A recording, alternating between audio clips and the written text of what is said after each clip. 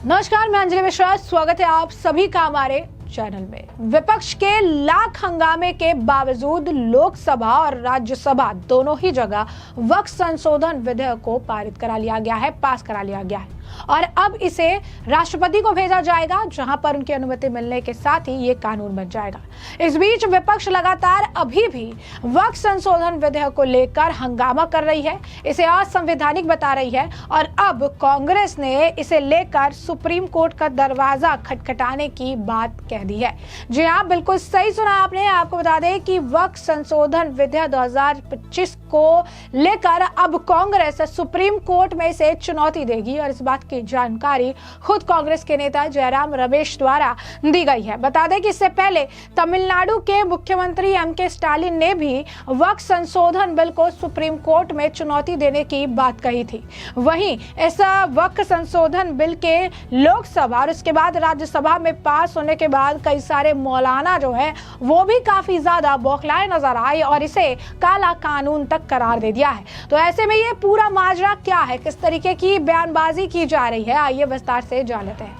तो राज्यसभा में वक्फ संशोधन बिल को पास करा लिया गया है। 128 मतों के साथ ये बिल पास किया गया है। अब ऐसे में वक्फ संशोधन विधेयक 2025 को मंजूरी मिल गई और इसी के साथ संसद में यह विधेयक पारित हो गया है। इसे लेकर विपक्ष हंगामा कर रहा है। देर रात आपको बता दें कि लोकसभा में भी और देर रात राज्यसभा में भी इस विधेयक को पास करा लिया गया। काफी घंटे तक जो है इस पर चर्चा चली और आखिरकार सरकार ने इसे पास करवा लिया। अब इसे लेकर कांग्रेस के एक सीनियर नेता ने सोशल मीडिया पर लिखा है कि कांग्रेस वक्फ संशोधन विधेयक की संवैधानिकता को सुप्रीम कोर्ट में बहुत जल्दी जो है चुनौती देगी। हम भारत के संविधान में निहित सिद्धांत, प्रावधान और परंपराओं पर मोदी सरकार के सभी हमलों का विरोध करते रहेंगे, ऐसा उन्होंने लिखा है। साथ ही साथ आपको बता दें कि इस मामले को लेकर कांग्रेस ने अब सुप्रीम कोर्ट जाने की बात की है, सुप्रीम कोर्ट में चुनौती देने की बात की है। कांग्रेस के महासचिव जयराम रमेश ने एक्स पर पोस्ट करके पार्टी द्वारा पहले भी कई सारे विवादास्पद मुद्दों को अदालत में चुनौती देने की बात याद दिलाई और बताया कि वे अब भी सुप्रीम कोर्ट में विचाराधीन है। उन्होंने लिखा कि भारतीय राष्ट्रीय कांग्रेस द्वारा नागरिकता संशोधन अधिनियम यानी सीएए को 2019 को सुप्रीम कोर्ट में चुनौती दी गई और वो सुनवाई में अभी भी है। सूचना का अधिकार अधिनियम 2005 में किए गए 2019 के संशोधनों को भी कांग्रेस ने अदालत में चुनौती दी थी। इसी तरह 2024 में निर्वाचन नियमों में किए गए संशोधनों की वैधता को लेकर भी कांग्रेस सुप्रीम कोर्ट में मामला लड़ रही है। उन्होंने आगे लिखा कि 1991 के पूजा स्थल अधिनियम की आत्मा और भावना को बनाए रखने के लिए भी कांग्रेस ने सुप्रीम कोर्ट में जो है इस मामले को लेकर हस्तक्षेप किया था और अब बहुत जल्द पार्टी वक्फ संशोधन विधेयक 2025 की संवैधानिकता को सुप्रीम कोर्ट में चुनौती देने जा रही है। उन्होंने ये भी कहा कि कांग्रेस को न्यायपालिका पर पूरा विश्वास है और पार्टी संविधान में निहित सिद्धांत, प्रावधान और परंपराओं पर नरेंद्र मोदी सरकार द्वारा किए जा रहे सभी हमलों का डटकर विरोध करती रहेगी। तो आप देख सकते हैं कि किस तरीके से वक्फ संशोधन बिल राज्यसभा में पारित हो गया। इसे लेकर विपक्ष में भारी जो है असंतोष है, बौखलाहट है जो उनके बयान से नजर आ रही है और अब सुप्रीम कोर्ट में से जो है चैलेंज करने की बात कर रही। तमिलनाडु के मुख्यमंत्री एम.के. स्टालिन ने भी कहा कि सुप्रीम कोर्ट में से हम चुनौती देंगे, हम वक्फ संशोधन बिल को नहीं मानने वाले हैं। तमाम चीजें उन्होंने कही और अब तो तमिलनाडु में आपको बता दें कि टीवीके के जो वर्कर्स हैं, जो कार्यकर्ता हैं, वो भी इसे लेकर प्रदर्शन कर रहे हैं, इस बिल को लेकर प्रदर्शन कर रहे हैं। और जैसा कि हमने आपको कल भी बताया था कि बीजेपी के जो नेता है उनका ये कहना था कि सिर्फ और सिर्फ वोट बैंक की राजनीति के लिए, अपीजमेंट पॉलिटिक्स के लिए इस वक्त संशोधन बिल को जो है ये लगातार जो है अपोज कर रही है। जरा देखिए किस तरीके से तमिलनाडु में ये हंगामा देखने के लिए मिल रहा है।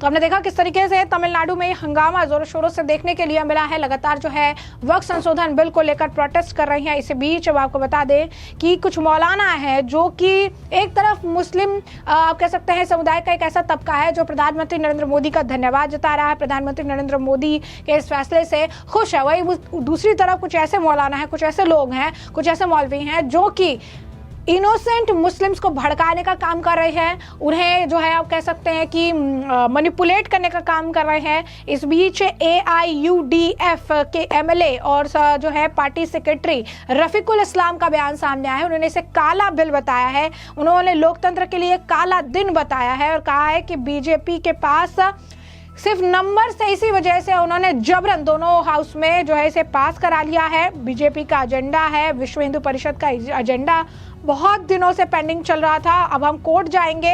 ये इसी तरीके से हिंदू और सिख्स के साथ करते हैं, बाकी रिलीजन को जो है किसी भी तरीके से अलाउ नहीं करते हैं अपनी चीजों को करने के लिए। क्या कुछ और कहना है रफीकुल इस्लाम का, सुनिए।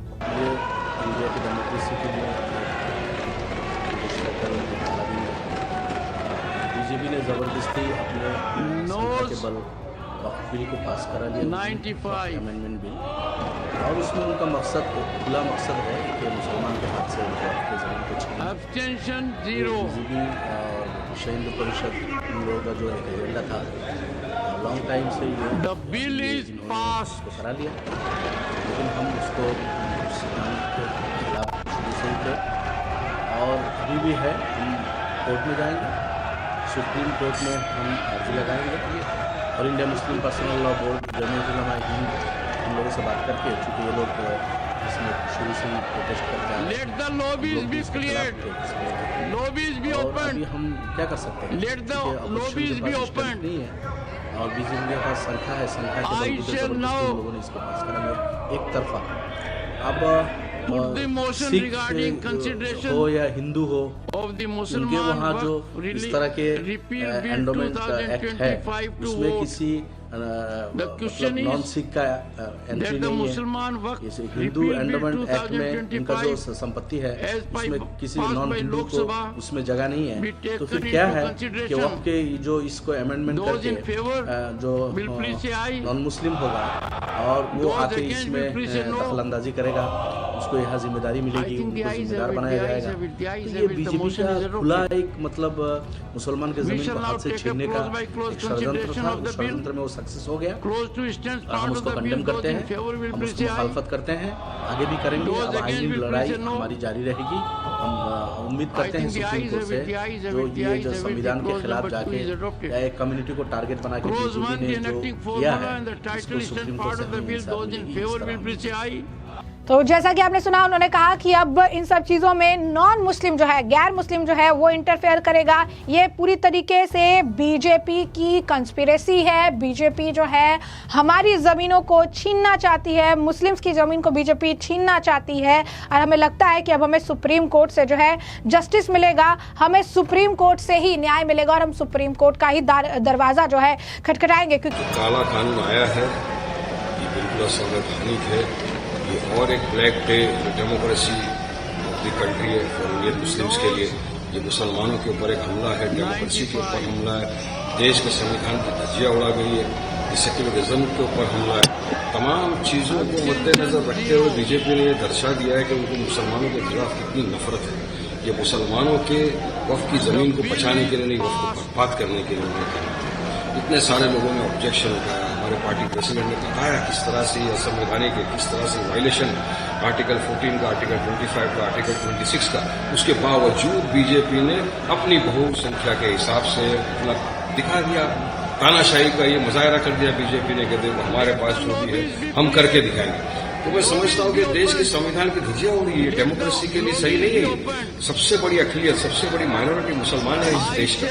आप उसके साथ इस तरह का व्यवहार कैसा कर सकते हैं? आप इस तरह का कानून बना के किस तरह से मुसलमानों की हजम करने की बात कर रहे हो? अब देखिए, सबका साथ, सबका विकास, सबका विश्वास की बात करने वाले मोदी क्या हो गया, कहाँ चला गया सबका साथ? इस तरह से क्या विकसित भारत बनाएंगे?